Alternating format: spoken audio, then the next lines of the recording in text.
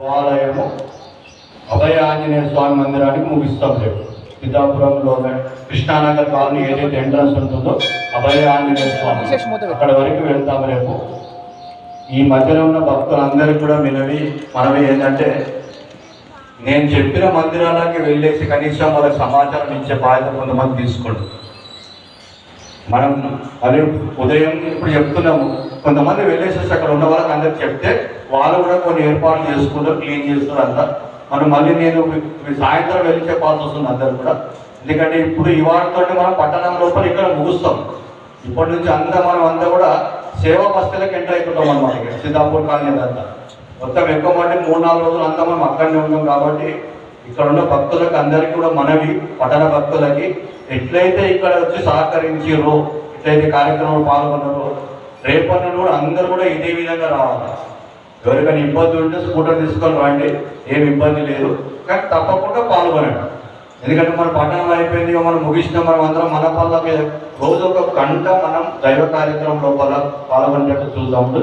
అదేవిధంగా ఈ యొక్క కార్యక్రమం లోపల మనం రామోత్సవ కార్యక్రమాలు కూడా అనుకున్నాం. ఈ విషయం లోపల మంత్రులు గారు ఒక 10 నిమిషాలు శ్రీరాముని గురించి చెప్పాలి. ధర్మాన్ని రక్షించేవాడు వాళ్ళ గురించి కొద్దిగా తెలుసుకున్నారు. ఒకసారి కైలాసంలో పార్వతీదేవి శివుడితో అనుకుంది, ఆదిదేవుడు నువ్వే కదా, నువ్వు ఎవరి గురించి తపస్సు చేస్తావు, ధ్యానం చేస్తావు. అప్పుడు శివుడు ఏమన్నాడు, నేను శ్రీరాముడి గురించి తపస్సు చేస్తా అని అన్నాడు. అయితే శివుడు చెప్పిన మంత్రం నేనంటా మీరందరూ అన్నట్టు, శ్రీరామ రామ రామేతి శ్రీరామ రామ రామేతి రమే రామే మనోరమే రమే రామే మనోరమే తత్తుల్యం రామనామవరాననే రామనామవరాననే రామనామవరాననే. అట్లా ఈ మంత్రము శివుని ద్వారా పార్వతీదేవి చెప్పింది కాబట్టి ఆ మంత్రాన్ని మనమంతా ధ్యానించుకుంటున్నాం. శ్రీరాముడు తండ్రి మాట దశరథుడు 14 సంవత్సరాలు వనవాసం వెళ్ళాలంటే దానికి ఎంబడే తయారీ వెళ్ళిపోయింది. ఈ రోజుల్లో నాకు తల్లి మాటలు ఎవరన్నా వింటున్నారా, తల్లి మాటలు ఎవరన్నా పట్టించుకుంటున్నారా? శ్రీరాముడు ఆ రోజుల్ని శ్వేతాయుగంలోనే తల్లిదండ్రుల మాట వినాలి, వాళ్ళు చెప్పిన ధర్మాన్ని మనం పాటించాలని చెప్పటం జరిగింది.